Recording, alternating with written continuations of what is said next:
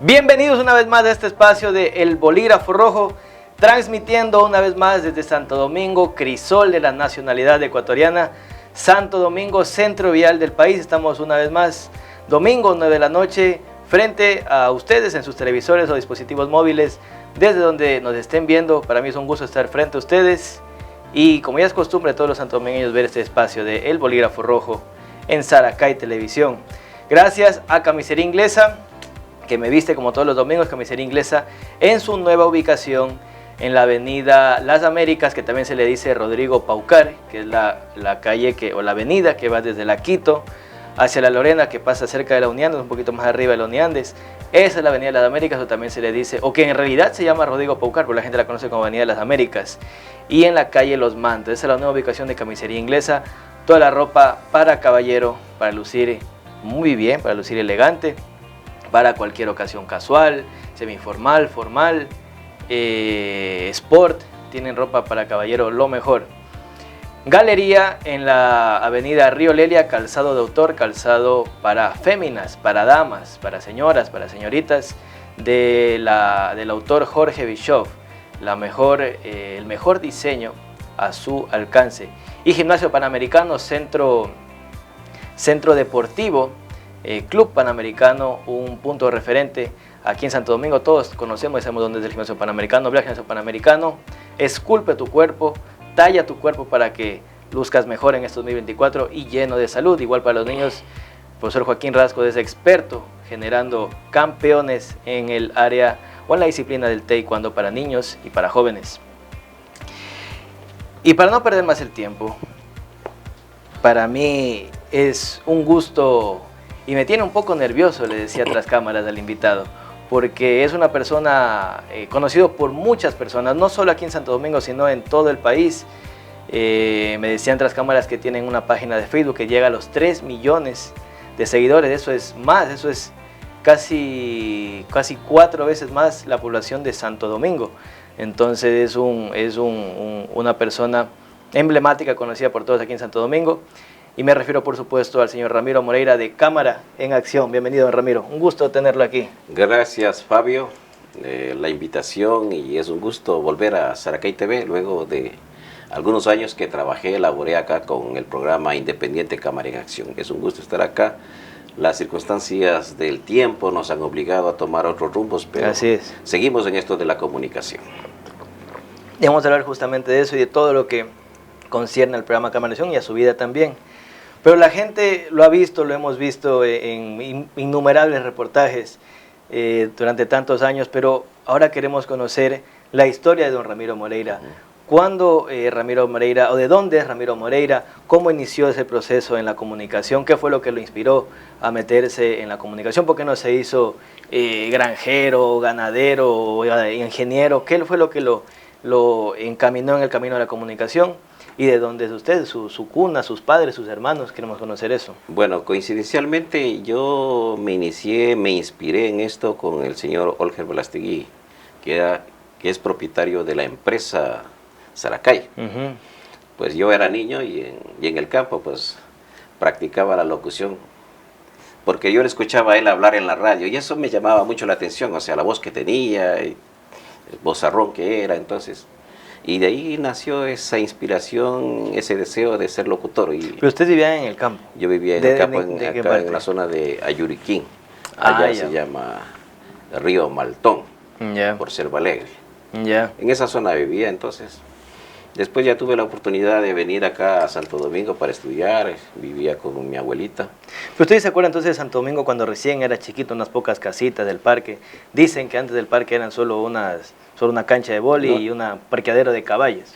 Claro, yo sí me acuerdo que en el parque había, o sea, el parque que es actualmente, pues, no habían calles, pero eran sumamente lodosas, habían más caballos que carros, y esa era la vida de, digamos, en esa época de Santo Domingo. O sea, era como entrar a un pueblito de los que están en formación. Y me imagino que era una odisea venirse desde donde usted vivía hasta acá, Santo Domingo, porque había que pasar por la vía, pues, y eso era, claro, a lo mejor no estaba tan elegante como está ahora. Se estaba en esa época, cuando yo era niño, construyendo la vía hacia Quito. O sea, si había movimiento, si había ya buena carretera, digamos, con la apertura de la vía que se construía en ese entonces, la actual. Ok, y entonces usted se cría, bueno, nació allá o Claro. aquí en Santo Domingo. Yo nací aquí en Santo Domingo. Ya nació aquí, usted ya ha Yo nacido nací aquí en ahí esta al lado tierra. del río Pove. Por acá cerca. Sí, sí, o sea, bueno, vamos a contar la historia porque mi mamá vino con mi abuelita por celebrar las fiestas de Semana Santa, o sea, por el asunto religioso ya. Y fue cuando ahí le cogió los dolores y donde estábamos hospedados fui que nací. Ahí por el río Pove, en esa zona de... Río Verde. No, más acá, aquí por esa zona, por la Galápagos. por la universidad que funcionaba antes. Ya, pero ahorita es la casa 2 que dicen. Sí, exactamente. Ah, perfecto, claro, por ahí pasa el río Pobre, por las lavanderías. Eso, en las lavanderías. Las lavanderías. justamente, ya. Ya, don Ramiro, entonces vamos avanzando en el tiempo. ¿Y cuál fue, o sea, usted dice que le inspiraba don Olger y la radio Saracay, pero ¿en qué momento usted dijo yo quiero ser locutor y cuál fue su primer trabajo como locutor o su primer paso? Muchos locutores dicen que la primera vez que hablaron en radio fue diciendo la hora. Muchos dicen eso, que la primera oportunidad que yo tuve para hablar fue diciendo la hora, después ya diciendo un mensajito, luego leyendo comunicados y así poco a poco fueron incluyéndose en la radio. Pero en su caso, ¿cómo llegó a ser locutor y luego a la televisión? Claro, antes era difícil ingresar a un medio de comunicación, o sea, no le daban chance, porque uno tenía que tener experiencia, pero ¿cómo se adquiere experiencia si uno no ha practicado? Claro. Entonces yo tenía un amigo en el barrio Las Cinco Esquinas que yo vivía, que el papá tenía una radio, y éramos vecinos y que andábamos siempre juntos, y ahí le dije a él pues que me dé chance en la radio. Me dio la oportunidad, ingresé a la Voz del Triunfo, que era en ese entonces, radio La Voz del Triunfo. ¿Y la radio de quién era? ¿De qué familia era? La familia Llanes. Ya, ok.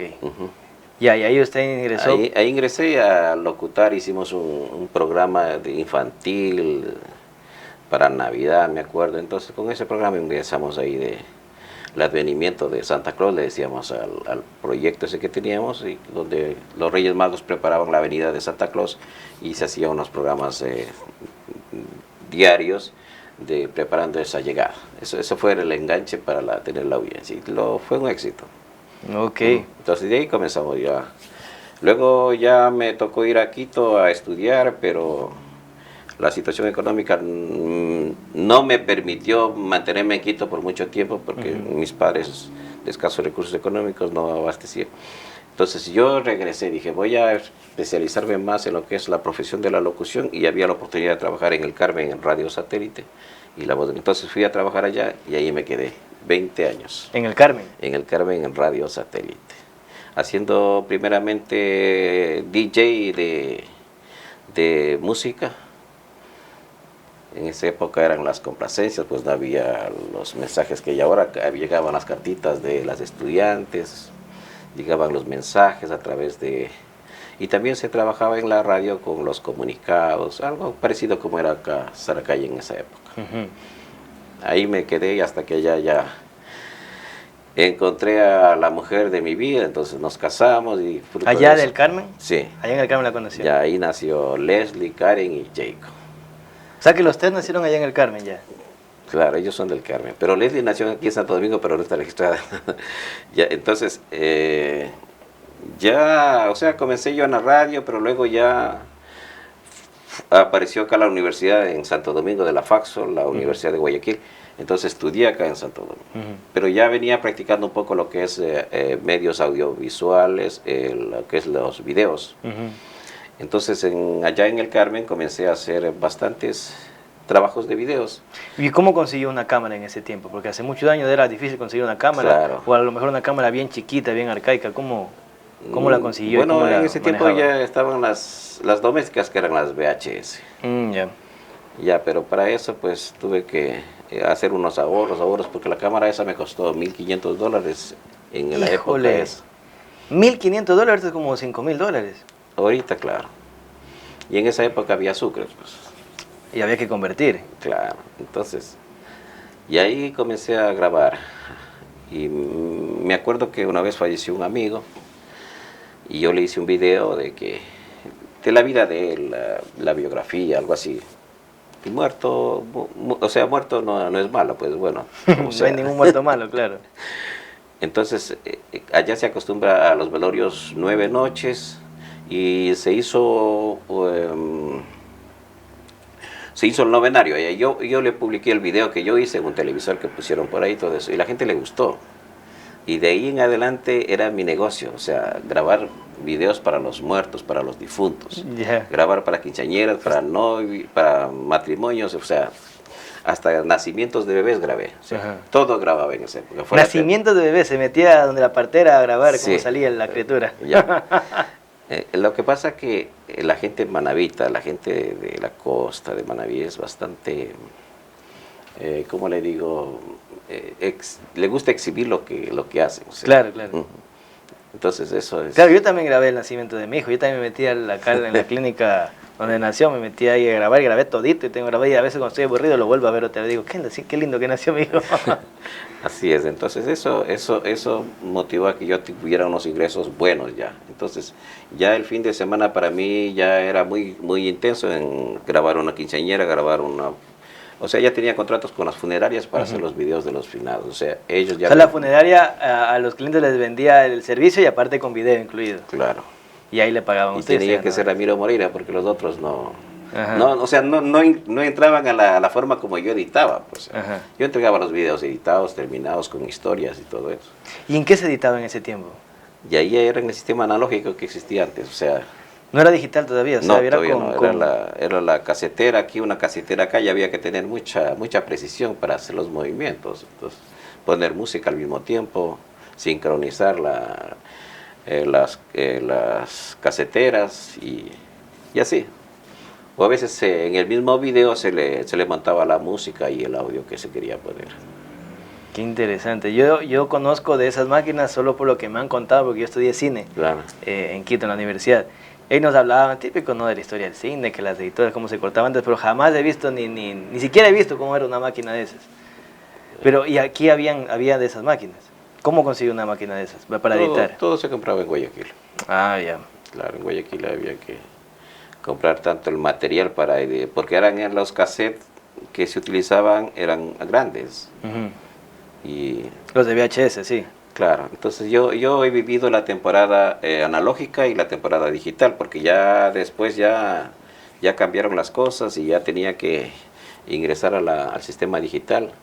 Y ahí comencé a manejar la computadora, a editar, sin saber manejar ni el mouse, pero me tocaba aprender. Y ahí, eso también ha sido el éxito de mi vida, que no me he quedado, o sea, en las cosas como se iban, o sea, he seguido el camino como las cosas iban evolucionando, claro, adaptándose a los cambios.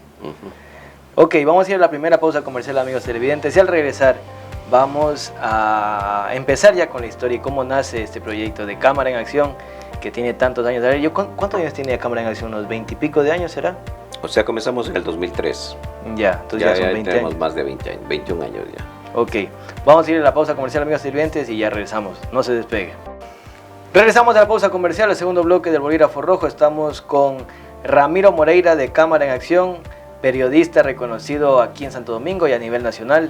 Y en esta zona de Santo Domingo, ya decía yo que tiene 3 millones de seguidores en sus cuentas de Facebook. Don Ramiro, vamos a la historia por la que usted es conocido y la que lo ha hecho famoso aquí en Santo Domingo. ¿Cómo nace este proyecto de Cámara en Acción? ¿Qué fue lo que lo inspiró y de dónde nace la idea? Bueno, luego de que yo hacía los videos, luego que ya me especialicé en la universidad, entonces ya tenía conocimientos básicos, elementales para hacer una mejor producción. Entonces yo ahí vine acá a hablar con Pericles, su papá, hace tanto tiempo, pero no me paraba bola porque me veía, o sea, no veía que yo iba a responder con un buen trabajo. Entonces tuve que asociarme con Garzón, con Osvaldo Garzón. Con él hicimos una sociedad, porque Garzón ya era más conocido y él trabajaba acá. Claro, era presentador aquí de noticias. Entonces ya a Osvaldo sí le confiaron, pero todo el proyecto, todas las ideas, todos los nombres de los segmentos y todo eso eran creados por mí. O sea, cómo se iba a trabajar en el formato de los videos. Por ejemplo, teníamos un segmento que se llamaba A Todo Fuego, que era dedicado a la gastronomía. Teníamos el segmento de Rompiendo Barreras, que era un tema de hablar de sexología, pero de una manera educativa. Pero comenzábamos con algo fuerte, con encuestas bastante fuertes, y luego pues se hacía un estudio del problema y se presentaba un profesional para que explique cuál es la solución a esas situaciones que se dan. Por ejemplo, hablemos de una violación en una luna de miel que se puede dar. Violación en luna de miel. Claro. Ya. Lo que pasa es que el hombre a veces no estamos preparados para esa primera vez de la mujer. Lo hacemos a lo mejor bruscamente, no lo hacemos con un conocimiento, si no ha habido experiencia, pues desde luego, ¿no? Entonces, la mujer tiene que estar lista, la mujer tiene que estar preparada, y para eso era el programa. De esa forma hacíamos la explicación, o sea, llegábamos con la encuesta un poco más cruda y más fuerte a preguntarle cómo fue su primera vez, satisfactoria o dolorosa. A las mujeres preguntaban. Claro, a las mujeres, y para el hombre también. Los hombres por lo regular siempre... Claro, nunca van a decir no. Pero las mujeres, la mayoría, en gran porcentaje, dolorosa. Por eso entonces hacíamos la investigación con el especialista. ¿Por qué dolorosa? ¿Por qué no satisfactoria? Entonces ahí venía la explicación y ahí se llegaba a un objetivo. Entonces la primera parte era la primera semana, salía el problema, luego decíamos cómo lo vamos a solucionar. Ese era el estilo del programa. Luego yo me daba cuenta que las cosas aburridas que a mí no me gustaban mirar en la televisión, esos temas no los tocábamos. Siempre buscábamos temas de acción, por eso el programa Cámara en Acción, porque en ese entonces había acción en movimiento. Entonces buscábamos temas insólitos, novedosos. Pero el programa siempre desde el inicio se llamó Cámara en Acción, o al principio tuvo otro nombre No, y luego cambió. Salió con Cámara en Acción. Desde el inicio siempre fue Cámara en Acción. Claro. Okay. Y ahí buscábamos temas novedosos, temas insólitos. Hay cosas que en esa época llamaban la atención y siguen llamando la atención, pero ahora ya, bueno, está un poco más difícil manejar esos temas, pero antes sí lo había cómo hacer. ¿Alguna historia paranormal que les haya pasado? O que hayan grabado algo que, no sé, de repente les dijeron, ven acá que tengo una endemoniada, no sé. Bueno, de esos sí temas sí hemos manejado algunos, muchos temas de a ver, cuéntese paranormales. Una chica que aparecía toda la cara dañada, el cuerpo así como raspado y todo eso, se había metido una mancha de caña con el duende y no sé qué. Y esa historia fuimos a cubrir, pero después nos enteramos que no era el duende. ¿Qué era entonces? ¿Del marido? Era el otro. Chut. Ella decía que era el duende. Entonces esa historia, o sea, para mí nunca creí en eso. El diablo. Pero los manejaba porque yo sabía que a la gente le gusta. O sea, claro, claro. O sea, en la radio uno, por ejemplo, si es DJ, pone la música, la que le gusta al público que está escuchando, o sea, claro. El formato que tiene la radio. Uno no puede poner la música que a uno le gusta. Claro. Entonces siempre había que manejar esos temas. Y una vez seguimos el caso de un señor que había tenido 49 mujeres y tenía como 79 hijos en 49 mujeres. Esa historia la hicimos allá en Pedernales por la Chorrera. Entonces siempre buscábamos esos temas llamativos, esos temas que y el hombre ya mayor, me imagino. El hombre ya mayor. Ya, pues ya en sus últimas épocas, ya falleció. Pero él lloraba por todas sus mujeres. Por todas sus mujeres, que nadie se le escapaba, hasta una monja, dijo que... Hasta una monja cayó. Marchó. El Manaví así nace Cámara en Acción, sigue con sus segmentos, teníamos full adrenalina, cosas de deportes extremos. Bueno, entonces... ¿Y hay algún momento en el que la cámara haya llegado a tanta la acción en la que el camarógrafo, usted, peligró su vida? Sí, alguna vez. Una vez que hicimos una broma y no la volvimos a hacer nunca más. O sea, también quisieron hacer bromas dentro del programa. Sí, pero nos fue mal. Y a ver, cuente, ¿qué pasó? Fuimos a hacer, o sea, fue ya demasiado fuerte. Y no, eso no se publicó ese video. ¿No lo publicaron? No le publicamos ese video porque... ¿Pero se puede contar? Pero lo que pasa es que yo tenía un grupo de amigos del Carmen que eran actores. O sea, que tenían sus conocimientos del teatro y todo eso. Yeah.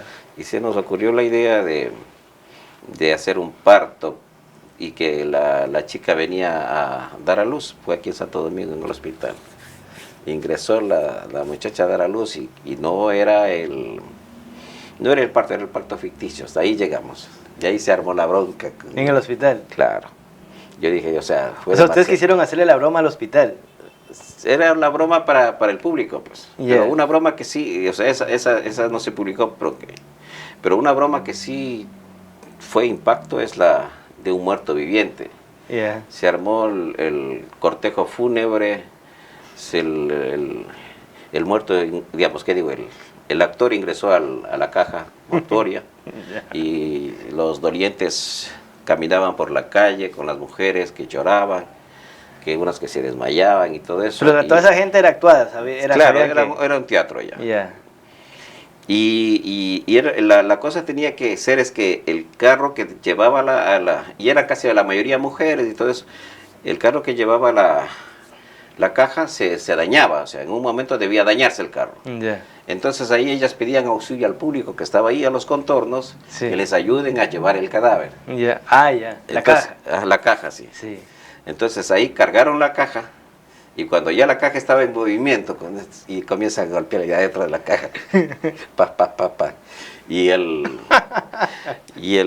público, digamos, los que estaban cargando, pues se asustaron, ¿no? Y votaron y no, dice, está vivo, pararon la caja ahí, le abren un poquito y como que se abrió, o sea, se va creando la sensación de misterio, ¿no es cierto? Uh-huh. Que se le abrió un poquito, no, está vivo, la gente se amontonó. Y de pronto ya tanta insistencia sale levantándose el vivo y la gente comenzó a correr por todos lados. Fue un éxito ese video. ¿Y ese video se lo tienen subido? ¿Dónde está ese video? Ya las redes sociales ya no aceptaron ese tipo de formato ya. ¿Pero lo tendrá usted en archivo tampoco? Sí creo que tenemos, ¿no? ¿Será que lo tiene? Sí lo tiene guardado. Entonces, ese es y nosotros acaparamos buena sintonía. O sea, aquí en Santo Domingo éramos uno de los programas más fuertes y que por eso nos mantuvimos largo tiempo con buen pautaje, buena publicidad y todo eso. Pero llegó la pandemia y todo se terminó, se acabó. Pero nosotros veníamos manteniendo las redes sociales del Facebook ya desde hace unos 13 años hasta ahorita. Pero lo utilizábamos solamente para reforzar la publicidad de nuestros clientes y todo eso, pero ya a raíz de que ya no había cómo trabajar en radio porque no había financiación, nos pasamos a las redes sociales ahí, a partir de la pandemia. Uh-huh. ¿Qué pasa? Que yo fui a dejar un familiar en Guayaquil en esa época que comenzaba la pandemia. Nos contagiamos, yo me contagio en Guayaquil y vengo con la enfermedad acá, o sea, fui uno de los primeros contagiados aquí en Santo Domingo. Y nosotros, o sea, yo no oculté el mal. Mi señora fue al centro de acogida que crearon en ese entonces. Fue la primera que fue para allá, que crearon. Y nosotros aprovechamos el momento para transmitir cómo estábamos el día a día de la enfermedad, Entonces, hacíamos aguas de tal cosa, justo teníamos una planta de moringa ahí en la casa, preparábamos y comenzamos a llamar a los doctores para que nos expliquen, o sea, fue algo muy importante para nosotros porque subimos el rating, subimos los seguidores. Ustedes grababan el día a día de lo que pasaba en la familia, claro, con sus familiares y con usted también. Claro, los vecinos se iban a dar la vuelta por la otra manzana porque no querían para no pasar por ahí, claro. Claro, en esa época, cuando recién comenzó, era bastante difícil. Uh-huh. Ya, entonces ahí ya comenzamos a mudar a las redes sociales, al Facebook Cámara en Acción subió bastante. Y trabajamos ahí con lo que es algunas empresas que vendían productos de limpieza, todo lo que era relacionado para evitar el contagio. Claro. Entonces, de esa forma ya comenzamos a ingresar dinero para... Pero entonces ahora están de lleno en redes sociales, ¿o en redes sociales? Bueno, ya de ahí nos migramos totalmente a redes sociales, ya cambiamos el formato que veníamos manteniendo antes, ya nos dimos cuenta que la gastronomía es algo muy visto, que la gastronomía es bastante observada, entonces nos fuimos por esa línea de la gastronomía. Comenzamos a grabar videos con recetas, comida así bastante extraña, exótica, y la comida del día a día. Yo recién vi uno de unas centollas Ujú. en Salinas, ¿es? No, eso es por el norte de... Por Manta fue, ¿no es cierto? Ah, ya. Por Manta. Por Puerto López creo que fue entonces. No, fue Manta, por cerca de Manta hacia el sur hay un pueblito que se llama San Lorenzo. San Lorenzo, al lado de ya. San Lorenzo, por ahí. Ya. Ahí encontramos la centolla, o sea, la situación que se presenta, vimos que estaban vendiendo las centollas ahí, compramos las centollas y más adelante hicimos preparar a una señora el plato. Entonces, esos son los temas que buscamos, que llamen la atención a la gente para que el video pues tenga su buena... A mí me llamó la atención ese video porque yo no sabía que aquí en Ecuador habían centollas. Yo sabía que las centollas hay al sur del continente, en Chile, Argentina. No sabía que la centolla llegue hasta acá. No sé si por este cambio de la corriente marina y el cambio de la temperatura y todo eso. No sé si a lo mejor están subiendo hasta acá las centollas, pero no, por eso me llamó la atención. no Siempre ha es, habido. No es, o sea, rutinario que aparezcan las centollas, es esporádicamente que aparecen cuando, como dices, vienen arrastradas por la corriente de la zona fría, porque son de la zona fría. Claro, zona fría son las centollas. Entonces vienen y salen enredadas en las redes de los pescadores, entonces las venden. En Chile hay un plato riquísimo que se llama el pastel de centolla. En 2008, 2007, mi abuelo nos lleva a mí y a mi hermana y con mi abuelita, los 4 nos fuimos de paseo a Chile. Todos los días era comer pastel de centolla y qué rico era como una vasija, como aquí servir la cazuela, en una vasija de barro, y era como comer la carne de cangrejo, pero sacadito ya, y como con crema de leche, y encima venía y relleno tapado con queso. Y hasta ahora me acuerdo, y obviamente nunca he vuelto a comer eso, y sueño con eso, como volver a comer ese pastel de centolla. ¿Cuál ha sido, don Ramiro, una experiencia que le haya marcado en su vida?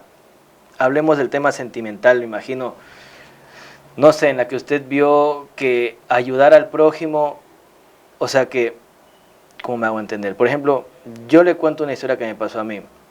Una vez, en una noticia, una cobertura, nos llamaron que una persona necesitaba, una familia, una señora, necesitaba una ayuda económica.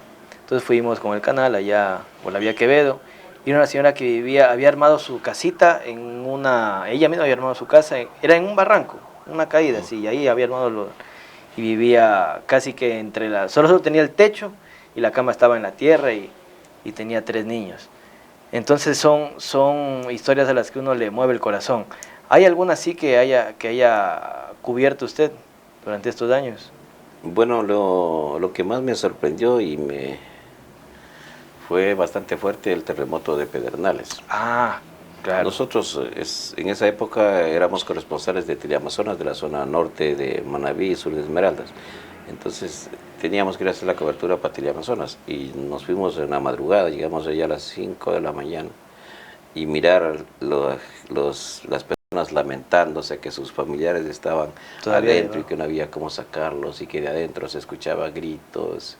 Entonces eso fue para mí como desesperante y a veces por esta profesión que uno lleva del periodismo, a veces uno está en primera fila de los acontecimientos. Entonces era como decir, ¿cómo le ayudo? Pero no puedo, o sea, había una cantidad de concreto de desperdicio, digamos, de escombros de encima de una persona. Entonces eso fue uno de los que me marcó en la vida, y ahí fue donde nosotros los primeros en transmitir, y los videos de allá que también hacíamos para nuestra página, y esos videos se difundieron al mundo, eran los primeros que salían en todos los canales internacionales de la CNN, los canales. Sí, yo me acuerdo que una vez vi en CNN, en algún canal internacional, y que decía cámara en acción, en la marca de agua. Entonces ese es el asunto y ha habido experiencias satisfactorias, tristes, con Leslie, que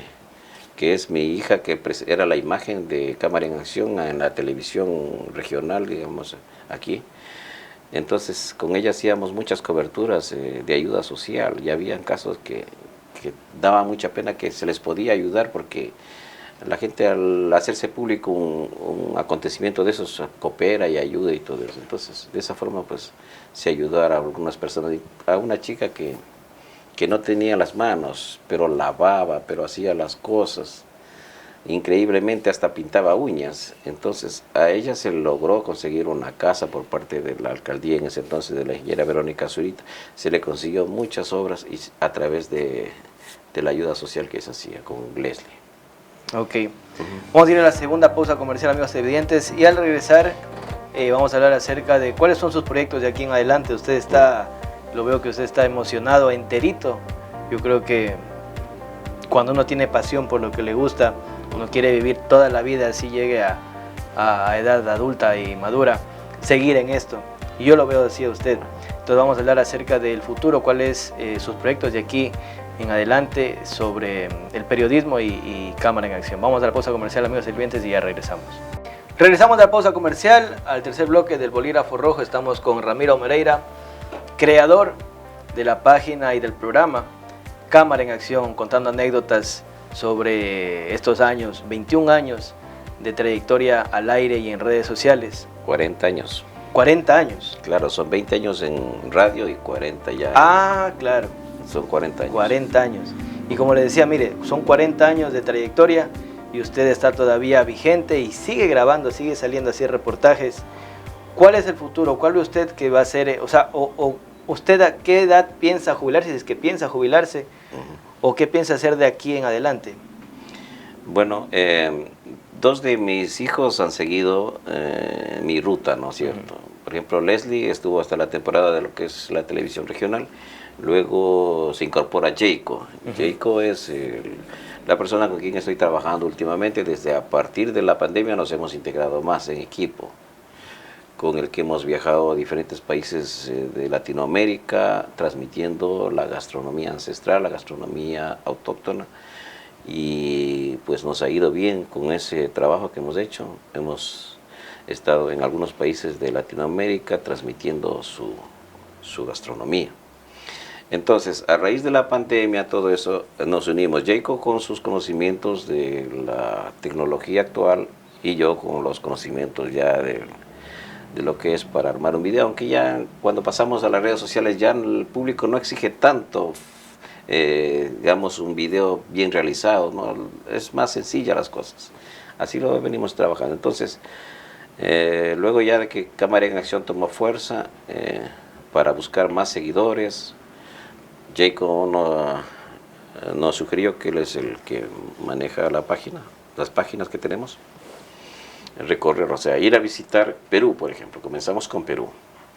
Y allá en Perú transmitíamos la gastronomía peruana, que es famosa porque tiene un buen marketing, tiene buena publicidad, pero en realidad la comida ecuatoriana es más rica.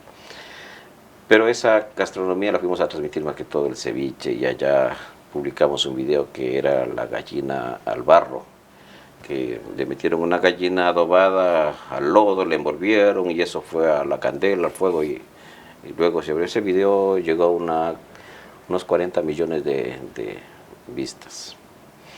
¿Y qué tal sabía la gallina al barro?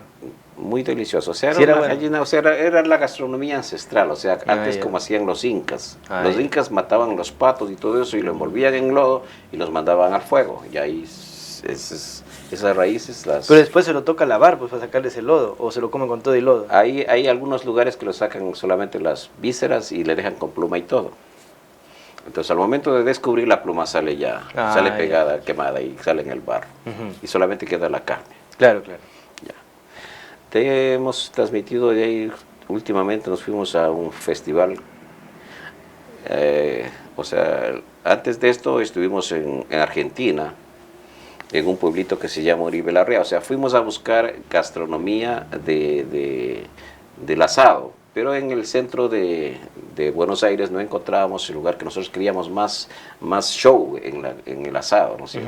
Nos fuimos a unos pueblitos un pueblito que se llama Uribe Larrea, donde hacen el asado así con bastante leña, y los costillares están así alrededor. Como los llaneros, como la carne llanera.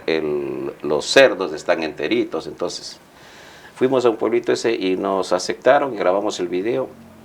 Y ese señor que nos dio la entrevista estaba ya a punto de levantar el negocio, porque ese negocio se estaba muriéndose en esa zona. ¿Qué pasa? Que cuando nosotros publicamos el video, nosotros en esos días fuimos tendencia en Argentina. O sea, en Argentina nos veían mucho en las redes sociales, en el Facebook más que todo. Aunque allá predomina bastante el Instagram. Y ese pueblo surgió a la siguiente semana, ya no abastecían a atender al público que iba para allá. Y después abrieron más negocios y todo eso.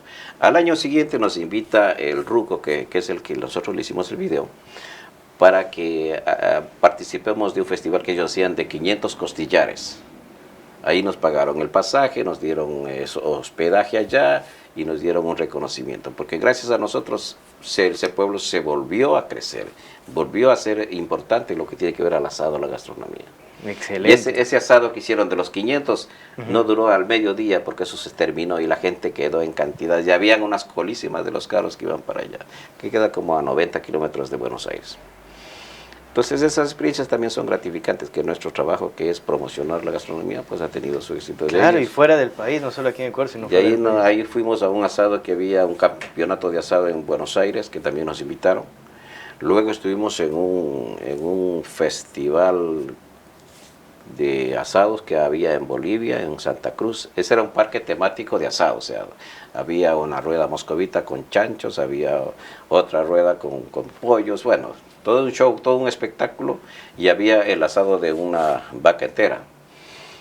Esa transmisión también allá, fuimos invitados con gastos pagados. Esas satisfacciones hemos tenido de lo que tiene que ver al desarrollo de nuestro trabajo a nivel de Latinoamérica. Del Ecuador, usted conoce ya, me imagino que debe conocer todas las provincias del Ecuador. ¿Hay algún lugar del Ecuador que usted no conozca o al que quisiera ir que todavía no haya ido?